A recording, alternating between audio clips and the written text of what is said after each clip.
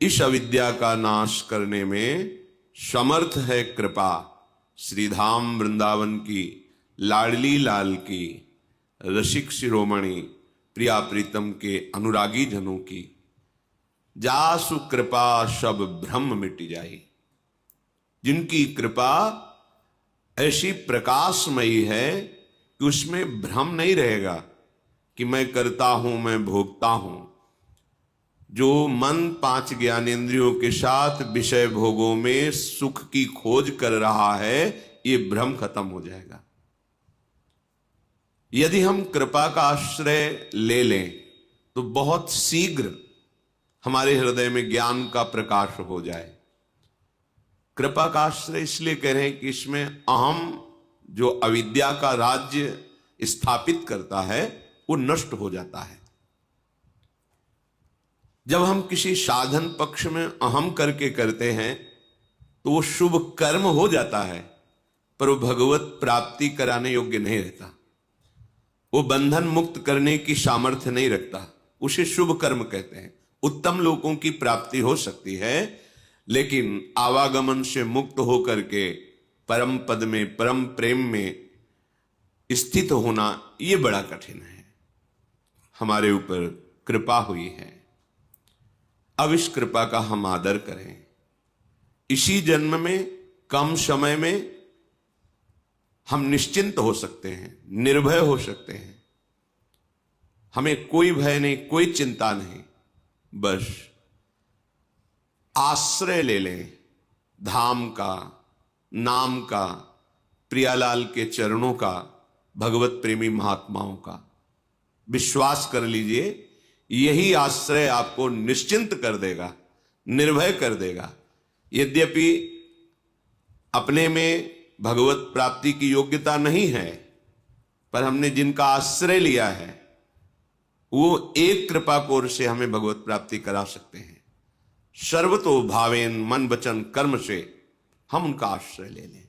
श्रीपाद प्रबोधानंद जी महाराज करुणा करके कह रहे हैं, मुक्ति श्री भी शकलित पदो नारकम याति धावन लब्ध्वा चिंतामणिमथ महावारिधो निक्षिपेत सह कृत्वावश्यम शकल भगवच्छेखरम स्वाधमः स्यात् यो दुर्बुद्धिस्त्यजति सहसा प्राप्य वृंदावनम तत्। यदि आपको धाम का आश्रय मिल गया है, वास मिल गया है, या गुरु कृपा से नाम मिल गया है, आपको नाम जपने की प्रेरणा मिल गई है, श्यामा श्याम नौ किशोर किशोरी के चरणों का आश्रय मिल गया है, तो अब दुर्बुद्धि मत धारण करो। दुर्बुद्धि त्यजति, दुर्बुद्धि का त्याग कर दो। क्या दुर्बुद्धि? एक यही आश्रय आपको बचा सकता है। धन का आश्रय, शरीर का आश्रय, बुद्धि का आश्रय, समाज पद प्रतिष्ठा, जन समुदाय का आश्रय, ये आपकी रक्षा नहीं कर सकता। यदि आपने नाम, धाम, श्यामा श्याम, उनके प्रेमी रसिक महापुरुष जन, इनके आश्रय की अवहेलना करके अन्य आश्रय स्वीकार किया, तो कह रहे हैं मुक्ति श्री भी सकलित पदो नारकम याति धावन। मानो मोक्ष पदवी तुम्हारे हाथ में आ गई थी, पर तुमने उसका त्याग करके नरक की तरफ दौड़ पड़े। धनाभिमान, जनाभिमान और भी कुलाभिमान, विद्याभिमान, रूपाभिमान, बहुत प्रकार से अभिमान का हम आश्रय ले लेते हैं। ये हमें अभिमान दुर्गति प्रदान करता है। संस्कृति के मूल चक्र का यह स्वरूप है। ब्रह्म, मूल प्रकृति, त्रिगुणात्मिका प्रकृति, महत्त्व और अहंकार बिल्कुल नजदीक है, बड़ी ऊंचाई पे है। ये अहम जब देह भाव में स्थित हो जाता है, तब गुणाभिमान, विद्याभिमान, धनाभिमान, जनाभिमान ये प्रकट होता है। अगर ये कोई भी अभिमान एक है इनमें से, मुझे अध्यात्म मार्ग में सफलता प्राप्त नहीं होगी, ना होने देगा, ये अहंकार, ये मिटना बहुत आवश्यक है। ये तभी मिटता है जब हमें भगवत कृपा से साधु समागम प्राप्त होता है। तीन मुख हरिजस सुनत श्रवण मानो न त्रपित छिन। और हमारी जब ऐसी वृत्ति बन जाती है कि उन महापुरुषों के श्री मुख से निकले हुए भगवत रसामृत में डूबे हुए वचन श्रवणेन्द्री के द्वारा हम पान करते हैं, और हमारी ऐसी लालसा जागृत हो जाती है कि मुझे ऐसा सौभाग्य मिले कि मैं नित्य श्रवण करूं और निरंतर इसी आज्ञा पे रहूं, तो फिर तिनकी संगति रहत जाति कुल मद सब नंसई। फिर ऐसे भगवत प्रेमी महात्माओं के संग से समस्त अहंकार का नाश हो जाता है। और जहां अहंकार नष्ट हुआ, नितिक धर्मिन संग, तो रंग बढ़त नित नित सरस, नित नित प्रेम अभंग, यह जो कृपा हरिवंश की। फिर हम भगवत प्रेमी महात्माओं से ऐसी आसक्ति कर बैठते हैं कि हम उनके संग के बिना, उनके वचन के बिना, उनके दर्शन के बिना जी ही नहीं सकते। जो आसक्ति संसार में बंधन का कारण थी, वही जब भगवत प्रेमी महात्माओं से हुई तो मोक्ष का खुला हुआ द्वार बन गई। हमारा हृदय प्रेम अभंग स्थिति को प्राप्त कर लेता है। एक बार जब प्रेम प्रकट होता है तो कभी घटता नहीं है और कभी नष्ट नहीं होता, और इसका स्वभाव है प्रतिक्षण वर्धमानम, ये प्रतिक्षण बढ़ता रहता है। पर इसका प्रभाव यह है कि प्रेमी के हृदय में सदैव प्रेम की अपूर्णता का अनुभव होता है।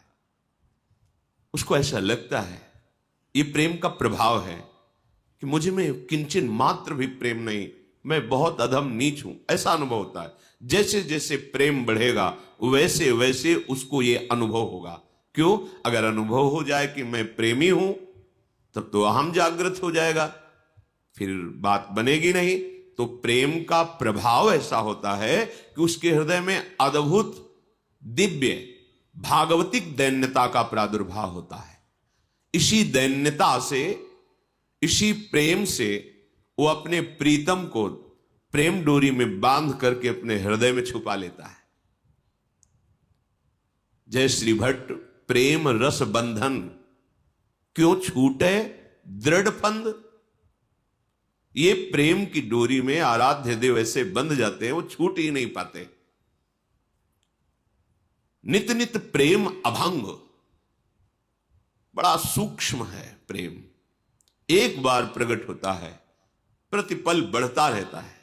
उपासक के हृदय में दैन्यता बढ़ती, जैसे जैसे प्रेम वैसे वैसे अतृप्तता, वैसे वैसे दैन्यता, गंभीरता, अंतर्मुखता, ये सब दिव्य प्रेम के सद्गुण हैं।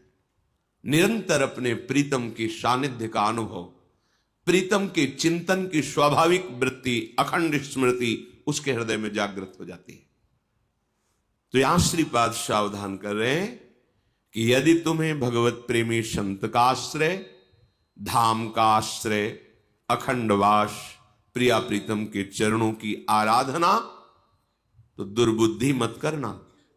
बहुत दुर्लभ बात मिल गई है।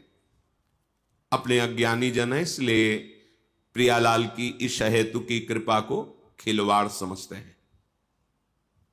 ये जो जन्म जन्म से हमारा भटकना हो रहा था, मिटने का समय आ गया।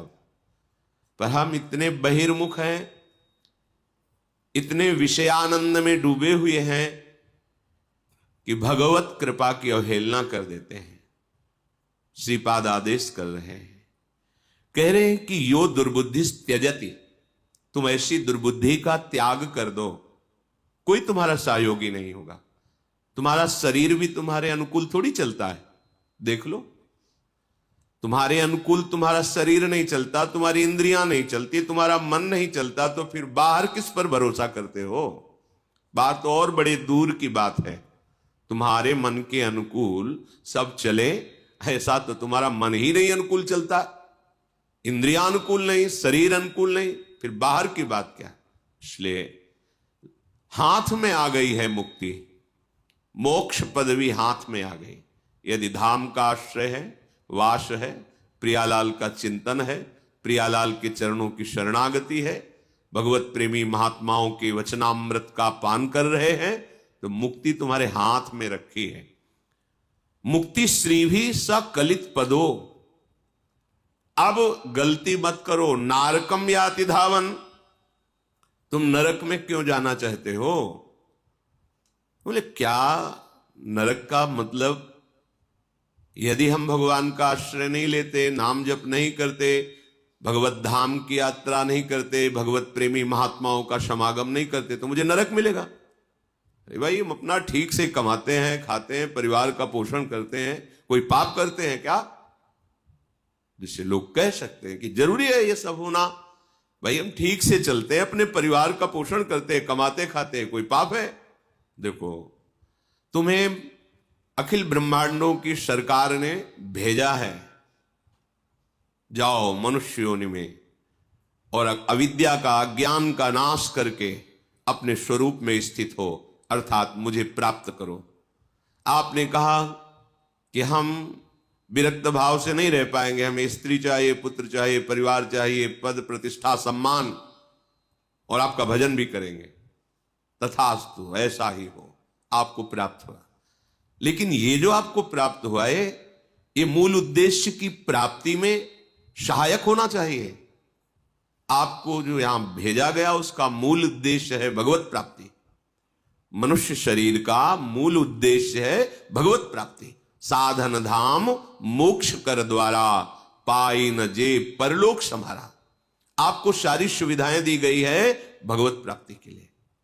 अब आप स्त्री को, पुत्र को, परिवार को, धन को, वैभव को, मान प्रतिष्ठा को अपनी मान लिया, और ये सरकारी व्यवस्था दी गई थी आपको, भगवत प्राप्ति में सहायक है, ये बाधा नहीं है, बस भाव बदल लेना है। ये जो आप भोक्ता भाव लेकर के विचरण करते हैं, इसके स्वामी बन बैठे हैं, गलत भाव है, अपराध है। ये सरकारी वस्तु को जबरदस्ती अपने कब्जे में लेकर के उसे अपनी मानना, ये अवहेलना है, अपराध है। जिस दिन जांच होगी उस दिन आपको दंड मिलेगा। चाहे जितना आप निर्माण कर दिए सब ढा दिया जाएगा, चाहे जितना, बस विश्वास कीजिए। श्रुत बनितादि जान स्वार्थ रत ना करुणे सभी ते। ये सरकारी आदमी है, ये आए हैं आपके भक्ति में सहयोग करने के लिए। आप इन अपने कर्तव्य का पालन करते हुए इन्हें भगवत स्वरूप मानकर इनकी सेवा कीजिए और वो प्रभु को समर्पित कर दीजिए, ये भगवत प्राप्ति में सहायक हो जाएगी। लेकिन आप तो स्वामी बन बैठे, भोक्ता बन बैठे। भोक्ता भाव में काम क्रोध आदि का राज्य रहता है, और नरक के यही द्वार हैं। त्रिविधम नरकस्येदम द्वारम नाशन मात्मनः कामः क्रोधा तथा लोभा तस्मादेत्रयम् त्यजेत। तो जो श्रीपाद कह रहे हैं कि भगवद आश्रय छोड़कर आप जो ऐसा भाव करता भोक्ता भाव में जा रहे हैं, मानो मुक्ति को छोड़ करके नरक जा रहे हैं। तो आप गए ना नरक, कामः क्रोधा तथा लोभा, इसी में तो है। कामनाओं से युक्त होकर के कभी लोभ में विचरण करते हैं, कभी क्रोध में। कामना की पूर्ति हुई तो लोभ में, लोभ से और लाभ की इच्छा और भोगने की इच्छा। कामना में बाधा पड़ी तो क्रोध, क्रोध आया तो हिंसात्मक वृत्ति, स्मृति का ही नाश हो गया। मैं किस लिए आया था, क्या कर रहा हूं, और बंधन कारक कर्म कर बैठे। तो सावधान, इस दुर्बुद्धि का त्याग कीजिए। लब्ध्वा चिंतामणिमथ महावारिधो निक्षिपेत सह। श्रीपाद कह रहे हैं तुम्हारे हाथ में चिंतामणि आ गई है।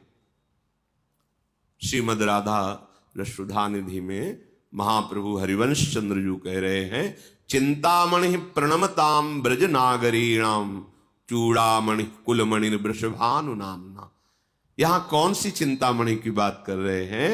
स्वामिनी जी, श्री प्रियाजू, ये लालजू के भी हृदय में परम शीतलता प्रदान करने वाली है, जो अखिल लोकों की कामनाओं को पूर्ण करने वाले, परमानंद का दान करने वाले भगवान श्री कृष्ण है। उनको भी ये प्रेम का अद्भुत सुख प्रदान करने में समर्थ हैं लाडली जू। तभी तो मांगत लाल लाडिलो नागर, प्रगट भई दिन दिन की चोरी, दान देरी नवल किशोर। चिंतामणि हमारी स्वामिनी जू हैं, तो स्वामिनी जू से कम नहीं है स्वामिनी जू का नाम। श्री कृष्णचंद्र जू के भाव को भाई जी श्री हनुमान प्रसाद पोद्दार जी ने कहा कि राधा नाम राधा रूप से भी मुझे प्रिय लगता है, राधा से प्रिय लगता है मुझको राधा नाम। अर्थात जब हमारी जिह्वा पे आ गया राधा राधा राधा, तो मानो चिंतामणि हाथ में आ गई। चिंतामणि कौन है हमारी? श्री लाडली जू। चिंतामणि किसे कहते हैं? चिंतित पदार्थों को, चिंतित वस्तुओं को, चिंतित भावनाओं को, चिंतित तत्व को प्रदान करने वाली। आप चाहे जो चिंता करें, चिंता रहित कर देती है चिंतामणि। हमारी स्वामिनी जो हमारी चिंतामणि है, उनका चिंतामणि स्वरूप राधा नाम हमारे को गुरुदेव की कृपा से मिला। राधा राधा राधा, तो लब्ध्वा चिंतामणि मत, तुम्हें चिंतामणि प्राप्त हो गई और तुम उसे महावारिधो निक्षिपेत्सः, इस भव समुद्र में फेंक दिया। भव समुद्र में फेंक देने का तात्पर्य भूल गए। बार बार उपदेश सुनने पर भी कि एक श्वास भी खाली ना जाए।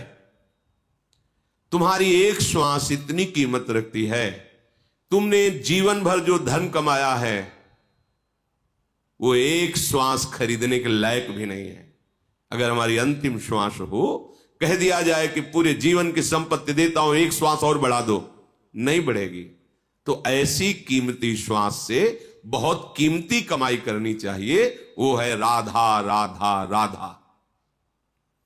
श्रीपाद प्रबोधानंद जी कह रहे, कैसी तुम्हारी दुर्बुद्धि है कि तुम्हें ये चिंतामणि स्वरूप स्वामिनी का नाम मिल गया, तुम्हारे हाथ में चिंतामणि आ गई, तुम भोगों को देखकर, संसार के सुखों के आकर्षण में, या संसार के कोहरा स्वरूप दुख की घटा को देखकर भूल गए राधा नाम। इसका मतलब चिंतामणि को तुमने ऐसे समुद्र में फेंक दिया, अब ढूंढने से भी नहीं मिलेगी। भाव, यदि तुम प्रियाजू के नाम को भूल गए तो ऐसे गर्त में गिर जाओगे कि नाम जपने लायक तुम नहीं रहोगे। पापवंत कर सहज स्वभाव, भजन मूर्ति भाव न काओ। आप भजन नहीं कर पाएंगे। भजन कोई खिलवाड़ नहीं है, सबसे कठिन काम है भजन करना, सबसे कठिन काम। मन को समाहित करके एकाग्र चित्त से नाम में डूबना, इससे बड़ा विश्व में ब्रह्मांड में कोई कठिन कार्य नहीं, सबसे कठिन कार्य है। और ये आप अकेले नहीं कर सकते। भजन न होए संग बिनु, ये सिद्ध रसिक महापुरुषों की वाणी है। भजन न होए संग बिनु, और भजन बिना नहीं प्रेम। बिना भगवत प्रेमी महात्माओं के संग के, बिना भजनानंदी संतों के समागम के आप में भजन की वृद्धि, भजन की रुचि हो ही नहीं सकती, नहीं हो सकती। भजन न होई संग बिन, और भजन बिना नहीं प्रेम। इसलिए छिनहु भजन न छाड़िए, धरिए ध्रुव यह नेम। ये नियम ले लो कि चिंतामणि है राधा नाम, आप जो चाहेंगे मिल जाएगा पक्का।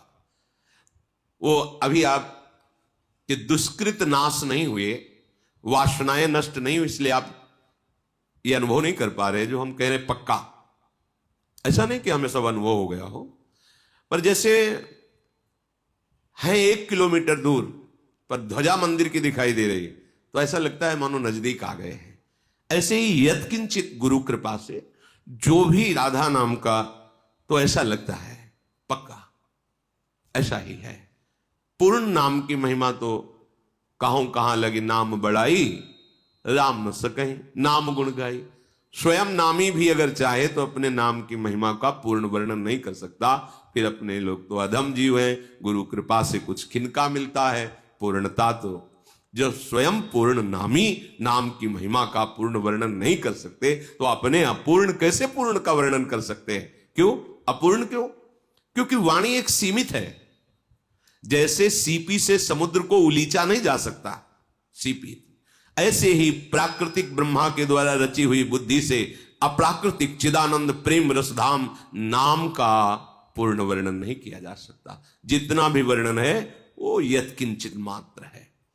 ऐसे राधा नाम चिंतामणि को आपने सुना, आपके कान के द्वार से आपके हृदय में पहुंचा, पर आपने आदर नहीं किया। भोगों की, विलासिता की, अहंकार की इन वृत्तियों में ऐसे बहते रहे कि राधा नाम भूल गए। तो बोले आपको मानो चिंतामणि हाथ में दे दी गई और आपने महासमुद्र में फेंक दिया। समुद्र का तात्पर्य अब आप चाहे जितना खोजो नहीं मिलने वाला, क्योंकि अथाह है ये संसार।